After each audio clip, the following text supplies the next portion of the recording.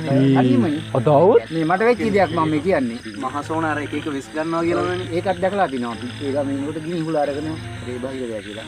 බහිරය ගිනි හුල අරන් තමයි යන්නේ. ගින්ද තරම්. ගිනි හුල ගින්දර. ඒ අපේ නැගිනි ලීදා තියෙන්නේ. පේනවා මේ යනවා වගේ.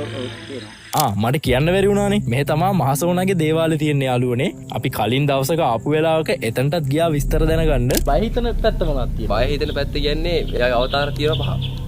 මහතෝන්, ලේතෝන්, ගොළුතෝන්, නමුතෝන්, ජයතෝන්. මෙයා කරදරයක් කරන්නේ නැහැ. කට්ටිය ඉන්නවනේ දැන් 30000ක් පිරිවර ඉන්නවා. ඒ කට්ටිය තමයි ඔය මිනිත්‍යක් කට්ටියට වැහිලා නම් මනම් තීන් වෙන්නේ.